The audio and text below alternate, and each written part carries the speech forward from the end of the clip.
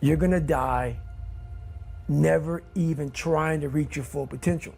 So I'm gonna live, even while I'm dead, I believe in a higher power. I believe that your mind lives forever. Some spirit, something lives forever. I'm gonna be haunted by the mere fact that I literally that's what I was. We have the easy voice, which is that 20% telling yourself that I'm easy at 90% of my full potential, maybe 100% at that 20%. That's that voice that we all love. That's that very comfortable voice that's that mommy holding you saying it's gonna be okay. Doesn't care how good you are, just loves you. Just loves you no matter how messed up you are in life. That's where you wanna be at. So that's that one voice. This other voice that we walk very far away from is a voice saying, hey man, you ain't doing shit.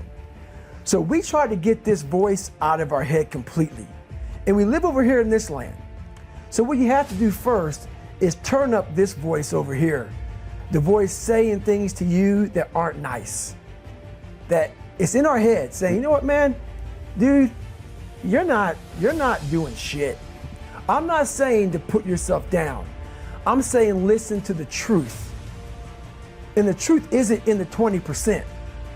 The truth is in this other part of your brain saying, look, man, you're wasting a bunch of percentage here. We have 80 more percent that we're not tapping into, because in this other 80% is suffering, pain, failure, self-doubt, darkness, and then a whole bunch of light. But to get to this light, you gotta go through all of this shit. There's 24 hours in a day where you're alone in this brain, and your brain is talking to you in all kind of ways, and it wants to control you and pull you in these different pockets. If you can't control your own brain and your brain controls you, you're fucked. You got to tell your brain where you want to go and how you want to go and how you want to get there. You got to control it. If not, it's over. When that alarm clock goes off at 4 or 5 in the morning, your mind says no. You just say, this is what we do. It's what we do now. Because to get to where you want to go, the amount of pain involved, I'm not saying physical, I'm not saying you got to break yourself off. The amount of mental pain of how many times you're going to have to do something that you don't want to do to get to where you want to go is going to be, there's going to be more times you do something that you don't want to do than you are going to want to do it. And that's your new norm. That's your new norm. So then it's like breathing. And then once you do this over and over and over again, it becomes like breathing.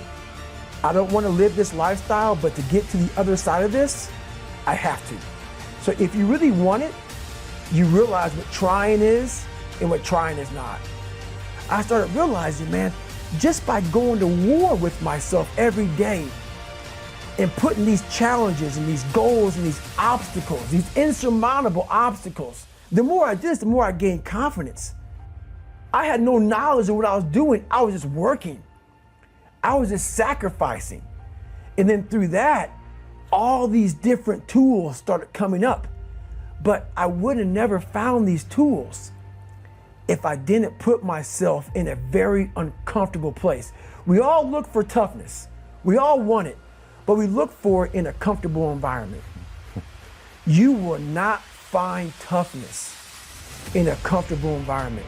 Those of you who are listening to this, whoever hear this, you will not find it. I was trying to look for it everywhere.